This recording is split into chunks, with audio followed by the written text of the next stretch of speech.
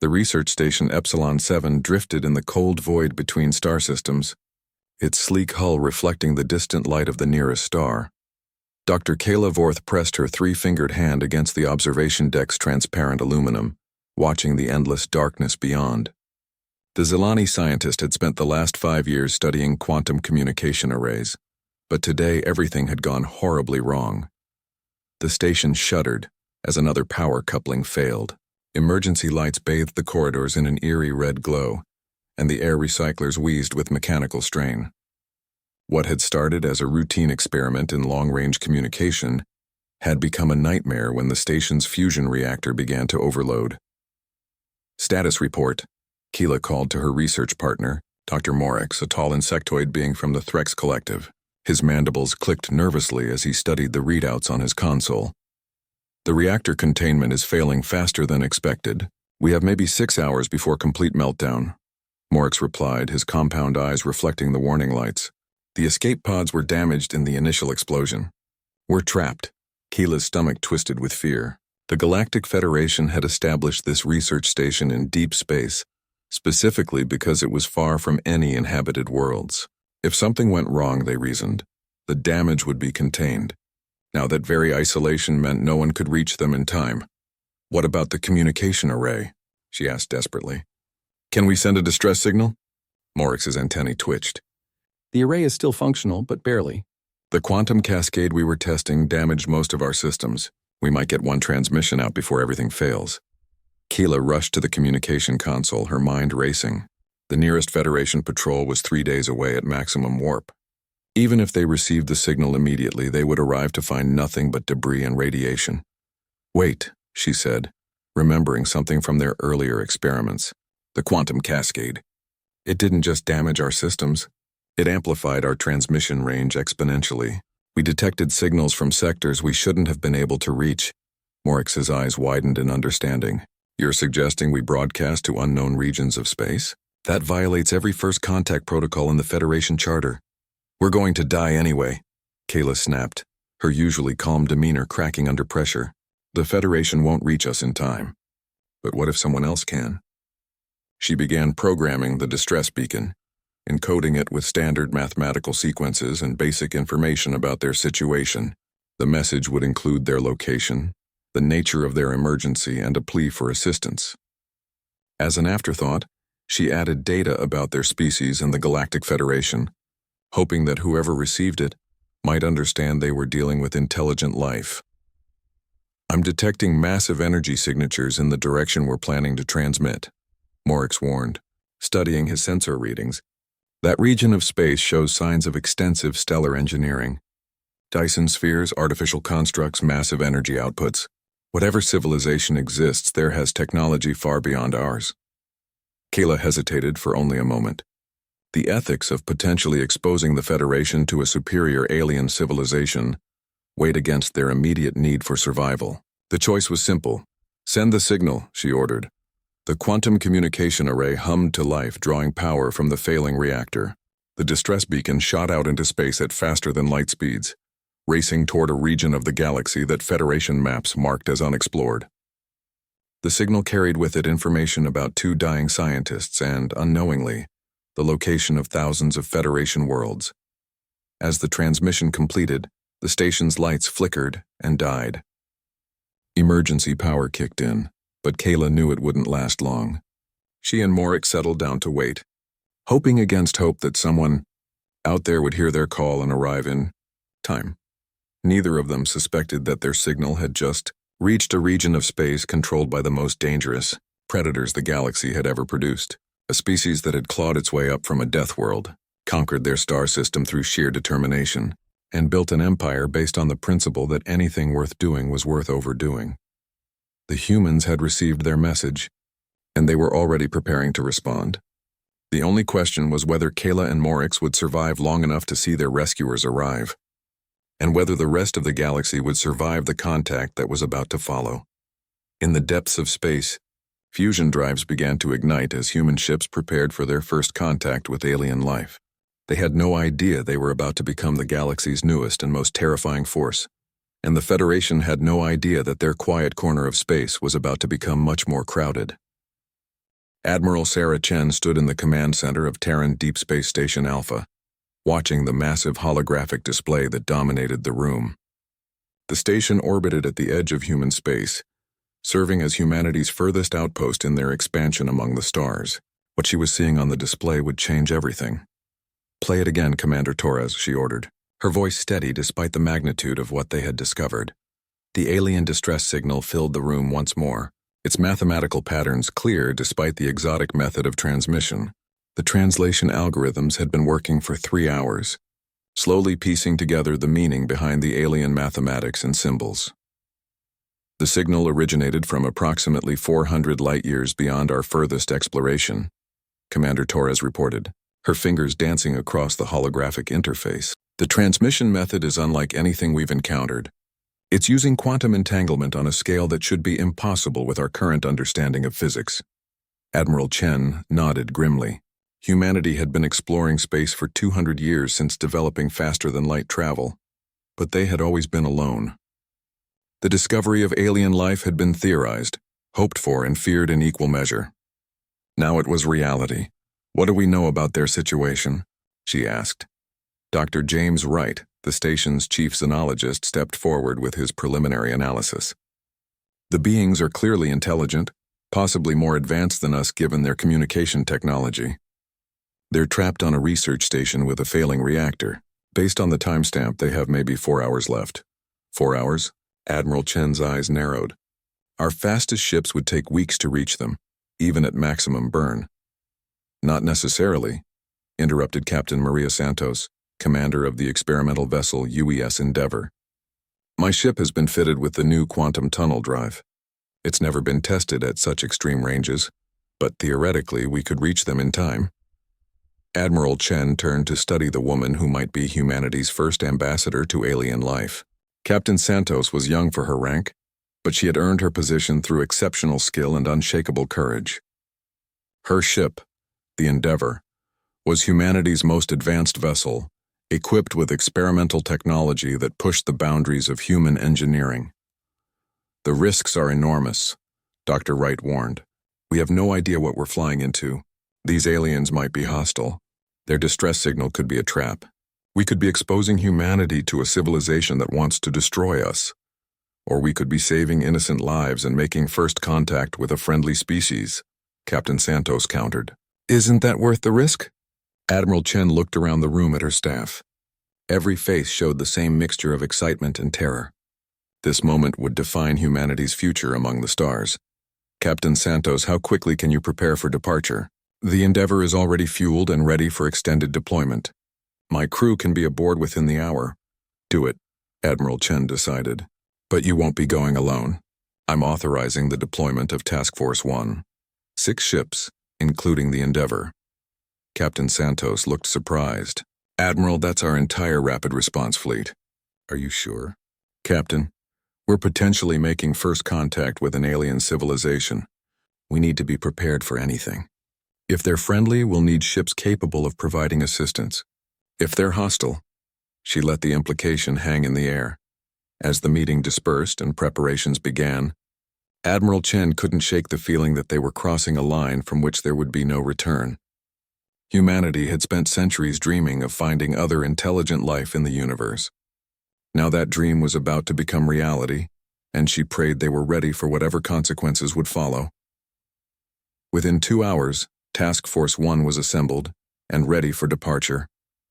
The 6 ships represented the pinnacle of human engineering: the experimental Endeavor with its quantum tunnel drive, 2 heavy cruisers armed with fusion missiles and particle beam weapons, 2 fast destroyers equipped with the latest point defense systems, and a specialized rescue vessel designed for emergency operations in hostile environments. Captain Santos stood on the bridge of the Endeavor, looking out at the other ships in formation around her.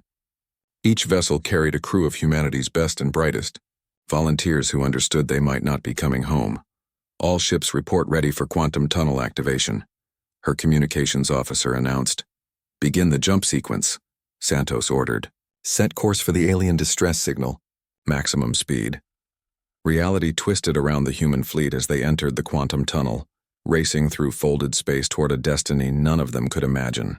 Behind them, Admiral Chen watched, Their sensor signatures disappear from her screens and whispered a prayer for their safety. What none of them realized was that their rescue mission was about to introduce the galaxy to a species that had evolved on a planet so hostile that simply surviving to adulthood was considered an achievement. The aliens who had sent the distress signal were about to learn that when humans decided to help someone, they didn't do it halfway. Dr. Kayla Vorth had given up hope when the sensors detected the impossible. 6 massive energy signatures were approaching at speeds that defied everything she knew about physics. The emergency power was failing, the air was growing thin, and she and Morix had been preparing for the end when salvation arrived from the void. "Those ships," Morix whispered, his compound eyes wide with disbelief as he stared at the sensor readings. "They're moving faster than our most advanced vessels. And the energy signatures? What kind of power sources are they using?" Kayla watched in amazement as the alien fleet dropped out of faster-than-light travel mere kilometers from their dying station. The ships were unlike anything in Federation records. Where Federation vessels were smooth and elegant, these were angular and powerful, built like weapons rather than exploration craft. They radiated raw energy and barely contained violence. The lead ship was attempting to communicate, broadcasting on multiple frequencies in what sounded like dozens of different languages and mathematical systems. Finally, they found a frequency that the station's damaged computers could process. "Unknown station, this is Captain Maria Santos of the Terran vessel UES Endeavor. We received your distress signal and are here to provide assistance. Please respond if you can hear this transmission." Kayla's hands shook as she activated the communication system. First contact. After centuries of wondering if other intelligent life existed, she was about to speak to an alien species. The weight of history pressed down on her as she chose her words carefully. "Terran vessel Endeavor. This is Dr. Kayla Vorth of Federation Research Station Epsilon 7. We are extremely grateful for your response. Our reactor is in critical failure and we have very little time remaining." The response came quickly, and Kayla was surprised by the warmth in the alien voice. "Dr. Vorth, we're going to get you out of there. Our engineers are already analyzing your station's design. Can you tell us how many beings are aboard and their environmental requirements?" As Kayla provided the information, she watched through the observation ports as the alien ships moved with precision that spoke of advanced technology and experienced crews. The largest ship launched smaller craft that approached the station with obvious rescue intent. "Dr. Vorth," Captain Santos continued, "we're detecting massive instabilities in your reactor. Our computers estimate you have less than an hour before containment failure. We're going to attempt an emergency evacuation." Kayla looked at Morix, seeing her own amazement reflected in his alien features. These beings, these humans, had traveled hundreds of light years to save 2 strangers of species they had never encountered. It went against everything the Federation understood about first contact protocols and interspecies relations. The rescue operation that followed was like nothing either scientist had ever seen. The humans approached the problem with a combination of advanced technology and controlled desperation that was both inspiring and terrifying. When their standard docking procedures proved incompatible with the station's design, they simply cut through the hull with precision beam weapons and created their own airlocks. When the environmental suits they brought proved too large for the smaller alien scientists, the human rescue team modified them on the spot with tools that seemed to reshape matter at the molecular level. When the station's corridors proved too damaged to navigate safely, they carved new passages through the walls. "These humans," Morix muttered as a rescue team member helped him into a modified suit. "They approach problems like natural disasters. Nothing stops them." The human who was assisting them, a large male who introduced himself as Sergeant Cooper, smiled beneath his helmet. "Doc, where we come from, if you can't go around something, you go through it. If you can't go through it, you blow it up and make a new path." Kayla found herself laughing despite their desperate situation. There was something infectious about the human attitude, a refusal to accept failure that was completely alien to her species' more cautious nature. The evacuation proceeded with military efficiency. The humans had brought equipment specifically designed for emergency rescues, including portable life support systems and emergency medical facilities. They treated Kayla and Morix not as specimens to be studied, but as people to be saved. As they were carried to safety aboard the human ship, Kayla caught her last glimpse of the research station through a viewport. The structure that had been her home for 5 years was now a twisted wreck, held together by human emergency repair systems that were somehow keeping the reactor from exploding long enough to complete the evacuation. "The station," she said sadly to Captain Santos, who had come personally to welcome them aboard. "Will be dealt with," Santos replied firmly. "We're going to tow it to a safe distance and then perform a controlled detonation. Can't leave a runaway reactor drifting in space where it might threaten other ships." Kayla stared at the human captain in amazement. Not only had they rescued 2 strangers, but they were also taking responsibility for cleaning up the dangerous remains.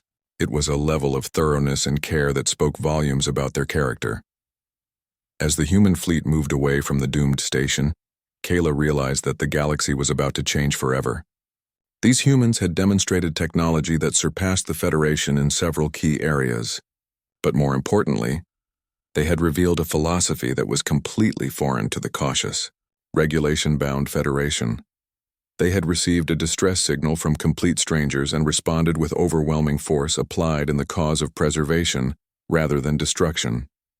The implications were staggering, and Kayla suspected that neither humanity nor the Federation would ever be the same. Captain Santos sat across from Dr. Kayla Vorth in the Endeavor's main conference room, trying to process what she was learning about the galaxy beyond human space.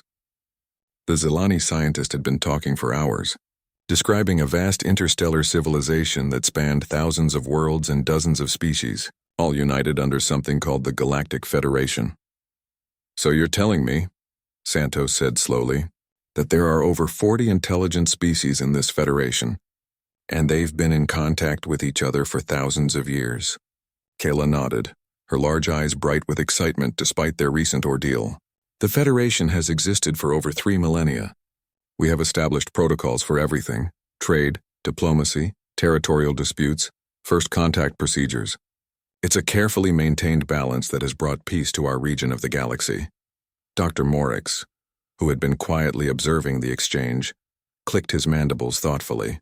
"What's fascinating is that your species developed independently. According to Federation records, intelligent life is extremely rare. Most species are discovered during their pre-spaceflight development phase and carefully guided into galactic civilization." Santos felt a chill run down her spine. "Guided how?" "Gradually," Kayla explained. "First contact teams spend decades studying a species, learning their languages and cultures.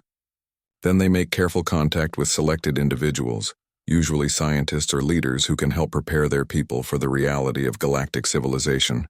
The process typically takes a century or more before full membership is offered." "And if a species refuses?" Santos asked, though she suspected she already knew the answer. The 2 aliens exchanged glances. "It has never happened," Morix said quietly. "The benefits of Federation membership are so obvious that no rational species has ever declined. Access to advanced technology, medical knowledge, unlimited resources from thousands of worlds. Why would anyone choose to remain isolated?" Santos looked around the conference room at her senior staff, seeing her own thoughts reflected in their faces. Humanity had developed in complete isolation, fighting and struggling for every advancement. They had never known that help was available, had never been offered the easy path to the stars. "Captain," interrupted Commander Torres from her position at the communications console, "we're receiving a priority transmission from Admiral Chen." The holographic display activated, showing Admiral Chen's concerned face. "Captain Santos, I need a full report on the situation. Our long-range sensors are detecting massive fleet movements throughout the galaxy. Something has the entire region stirred up." Santos quickly briefed the Admiral on what they had learned about the Federation, watching Chen's expression grow more serious with each revelation. When she finished, there was a long moment of silence. "Captain," Chen said finally, "you need to understand what this means. We've been broadcasting radio signals into space for over 2 centuries. If this Federation has been watching us, they know exactly where Earth is located and how many humans exist. They could have made contact at any time." Dr. Keela spoke up hesitantly. "Admiral, if I may, your species wasn't on any of our charts. This region of space was marked as uninhabited. It's possible you developed in what we call a quiet zone, an area where no Federation surveys were conducted. Or," Dr. Morix added more ominously, "your species was classified as non-viable, and marked for observation rather than contact. The implications hit Santos like a physical blow. Non-viable? What does that mean? Kayla looked uncomfortable. Some species are deemed too aggressive or unstable for Federation membership. They're monitored but not contacted. Usually, such species destroy themselves within a few centuries of developing space travel. Admiral Chen's voice cut through the tension. Captain, I want you to proceed to Federation space with our guests. We need to understand exactly what we're dealing with. Take the entire task force and be prepared for anything. As the connection ended, Santos turned back to the two scientists. Dr. Vorth, would you be willing to guide us to Federation territory? We need to establish formal contact. Keela's expression was troubled. Captain, I must warn you. The Federation Council will be concerned about your species, your ships, your technology, the speed of your response to our distress signal. It all suggests a level of military capability that might be seen as threatening. We're not conquerors, Santos protested. We came to help you. I believe that, Kayla replied. But you must understand the Federation has never encountered a species like yours. Most civilizations develop along similar paths. Gradual technological advancement, careful expansion, measured response to challenges. Your species appears to have developed under conditions that required extreme solutions to basic survival. Dr. Morix nodded in agreement. Your ships are obviously designed for combat. Your rescue techniques involved cutting through our station's hull and reshaping matter on the molecular level. Most Federation species would have waited for proper docking procedures or evacuated using standard protocols. We didn't have time for standard protocols, Santos said defensively. You were going to die. Exactly, Morix replied. That's what makes you so unusual. Most species would have calculated the risks and decided that 2 lives weren't worth the potential for first contact complications. You ignored all logical considerations and acted purely on the impulse to preserve life. Santos realized with growing unease that what humans considered basic decency might appear to these aliens as dangerous unpredictability. The galaxy they were about to enter was apparently ruled by careful calculation and measured responses, concepts that were foreign to human nature. As the task force changed course toward Federation space, Santos couldn't shake the feeling that they were sailing into a storm that would test everything humanity believed about itself and its place in the universe. High Counselor Thran of the Antari Dominion stood at the center of the Federation Emergency Council chambers, his crystalline form crackling with nervous energy as he addressed the assembled representatives of 43 species. The holographic displays around the circular chamber showed tactical data that had shaken the foundation of everything they believed about their ordered galaxy. The situation is unprecedented, Thran announced, his translated voice carrying undertones of barely controlled panic. An unknown species has appeared at our borders, demonstrating technology that challenges our understanding of physics and exhibiting behavior patterns that defy all established models of civilized conduct. Counselor Vex of the Hegemony, a tentacled being floating in a tank of methane, pulsed with agitated colors. The humans, as they call themselves, traveled over 400 light-years in a matter of hours. Our fastest ships require days to cover such distances. How is this possible? More disturbing, interjected Counselor Zara of the Collective Mind, her hive voice echoing strangely in the chamber, is their response to the distress signal. They dispatched a full military task force to rescue 2 unknown aliens. The resource expenditure alone violates basic economic principles. The central display shifted to show the tactical analysis of the human fleet. 6 ships that radiated power signatures unlike anything in Federation databases. The lead vessel, according to the rescued scientists' reports, had literally carved new passages through the research station's hull rather than wait for proper docking procedures. Their approach to problem-solving is completely alien, reported Dr. Kelm, the Federation's chief xenopsychologist. When presented with an obstacle, they don't negotiate or find alternatives. They simply remove the obstacle through the application of overwhelming force. High Counselor Thren's form flickered with anxiety. The implications are terrifying. A species that responds to every challenge with maximum force deployment represents an existential threat to the Federation's stability. Our entire civilization is built on measured responses and careful consideration. Counselor Yeath of the Trade Consortium, a serpentine being coiled around a floating platform, raised a concern that had been troubling many of them. What if they interpret our standard first contact protocols as hostile? Their rescue operation suggests they value immediate action over proper procedure. That's exactly the problem, Thren replied. How do you negotiate with a species that prioritizes action over analysis? How do you establish trade agreements with beings who apparently allocate resources based on emotional impulses rather than logical calculation? The chamber fell silent as they contemplated the challenge. The Federation had successfully integrated dozens of species over the millennia by following established protocols. First, they studied the species extensively.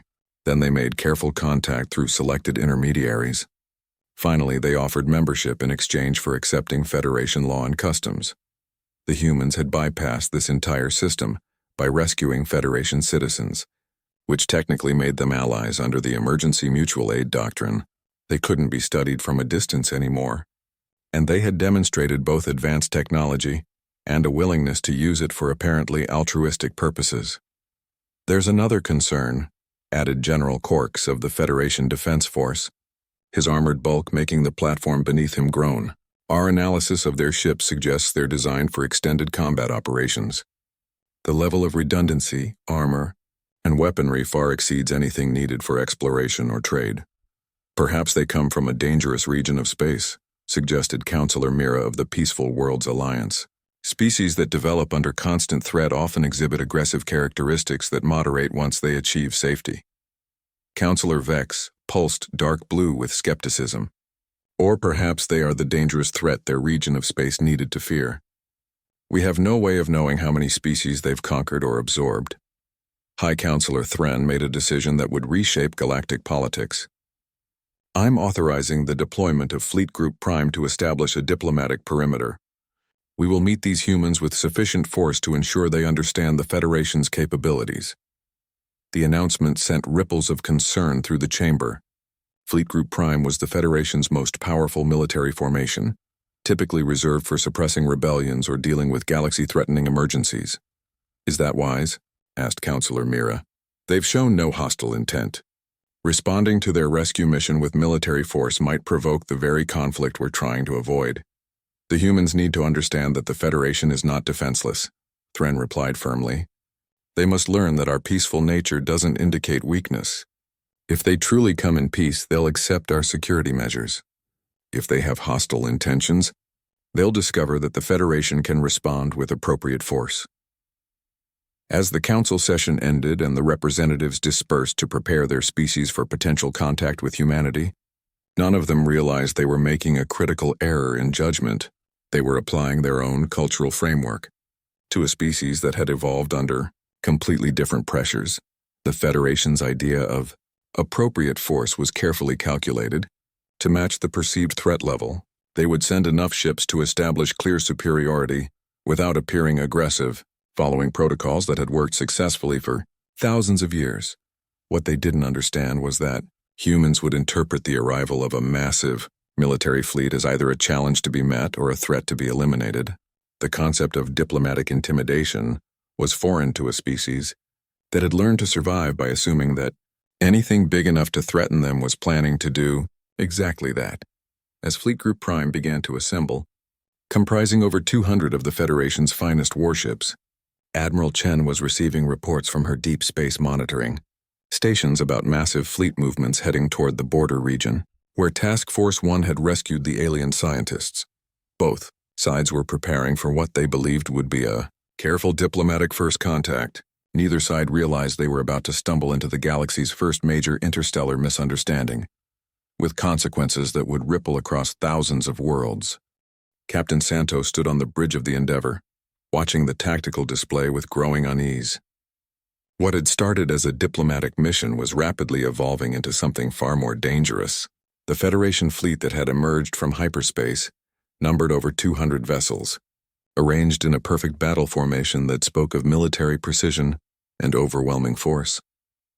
"Captain," reported Commander Torres, "I'm reading massive energy signatures from the Federation ships. They're powering up weapon systems and targeting arrays." Dr. Kayla Vorth, who had been serving as their liaison, looked stricken as she studied the display. "This isn't right. Fleet Group Prime is the Federation's premier military force. They only deploy it for major threats to galactic stability. Well, apparently they consider us a major threat, Santos replied grimly.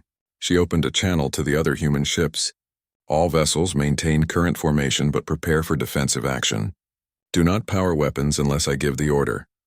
The Federation fleet's flagship was broadcasting on multiple frequencies, demanding that the human ships halt and prepare to be boarded for inspection.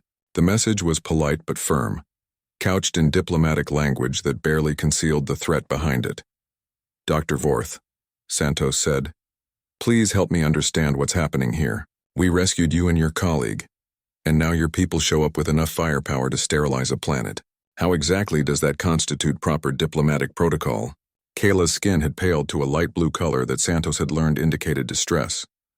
The Federation operates on the principle of measured response. They're demonstrating their capability to ensure that any negotiations proceed from a position of strength. They're trying to intimidate us, Commander Torres translated bluntly. Dr. Morix, who had been unusually quiet, spoke up from his position at the science station. Captain Santos, you must understand that the Federation has never encountered a species like yours. Your technology, your response capabilities, your apparent willingness to commit significant resources for the benefit of strangers. It all suggests a level of unpredictability that makes them extremely nervous. Santos studied the tactical display more carefully. The Federation ships were larger than the human vessels, but their formation and approach suggested a doctrine based on overwhelming numerical superiority rather than individual ship capability. They were used to conflicts where numbers decided the outcome. Captain, Torres reported, Admiral Chen is transmitting from Earth. The Federation fleet movements have been detected by our deep space monitors. She's authorizing the deployment of Battle Group Omega. Santos felt her heart sink. Battle Group Omega was humanity's most powerful military formation, designed for planetary assault operations and equipped with weapons that could crack continents. If Admiral Chen was deploying them, it meant she expected a shooting war. How long until they arrive? Santos asked. 6 hours at maximum burn using quantum tunnel drives. The situation was spiraling out of control with terrifying speed. What should have been a peaceful first contact was becoming an armed standoff between two galactic powers, each misinterpreting the other's intentions based on their own cultural frameworks. The Federation flagship was hailing them again, demanding immediate compliance with boarding procedures. Santos could hear the growing impatience in the translated voice of the Federation commander. Dr. Vorth, Santos said desperately, is there any way to explain to your people that we're not a threat? That we're here for peaceful contact? Kayla worked frantically at her console, trying to establish a direct communication link with the Federation fleet. I'm attempting to contact High Counselor Thren directly. Perhaps if I explain what actually happened during our rescue. The response, when it came, was not encouraging. The Federation Council was apparently convinced that the human rescue mission had been a cover for intelligence gathering, and that the rapid response time indicated pre-positioned forces ready for invasion. They think we were already in their space, Santos realized with growing horror. They think the rescue was staged to justify our presence. Captain, Torres announced urgently, the Federation ships are moving into attack formation. Energy readings are spiking across their entire fleet. Santos faced the most critical decision of her career. She could order her ships to retreat, which might be interpreted as an admission of guilt and an indication of weakness. She could attempt to explain the situation, but the Federation fleet seemed beyond listening to reason. Or she could prepare for battle against overwhelming odds, knowing that it would likely trigger a war between humanity and a galactic civilization. All ships, she ordered, maintain defensive posture but begin charging weapon systems. If they want to dance, we'll dance. But we're not going to be slaughtered like sheep. The human ships, despite being outnumbered 30-1, began to maneuver with a precision that surprised the Federation observers. Where the Federation ships moved in predetermined formations, the human vessels adapted fluidly to the changing situation, each ship covering the others in a complex pattern that maximized their defensive capabilities. Unknown human vessels, came the transmission from the Federation flagship. You will cease your aggressive maneuvering and submit to inspection immediately. This is your final warning. Santos looked around her bridge at the faces of her crew. These were people who had volunteered to risk their lives saving alien strangers. and now they were being threatened with destruction by the very civilization they had tried to help. "Federation fleet," she transmitted back. "We are here on a peaceful mission of rescue and first contact. We will defend ourselves if attacked, but we seek no conflict with your civilization." The response was immediate and devastating. The Federation fleet opened fire with weapons that turned space itself into a kaleidoscope of deadly energy. The first shots were clearly intended as warning shots, designed to demonstrate the futility of resistance rather than destroy the human ships immediately. What the Federation didn't expect was the human response. Instead of surrendering or fleeing, the 6 human ships exploded into action with a ferocity that caught the alien fleet completely off guard. Their weapons, designed for combat against opponents who followed similar rules of engagement, proved devastatingly effective against ships that relied on numerical superiority rather than individual capability. The battle that followed would be remembered as the moment when the galaxy learned that humanity didn't just refuse to back down from impossible odds. They specialized in turning impossible odds into victory through the application of creative violence and an absolute refusal to accept defeat. In 6 hours, when Battle Group Omega arrived to find the wreckage of Fleet Group Prime scattered across light years of space, and 6 battered but victorious human ships still protecting their alien guests, the Federation would learn that their carefully ordered galaxy had just gained a new apex predator. The age of peaceful coexistence was over. The age of humanity had begun,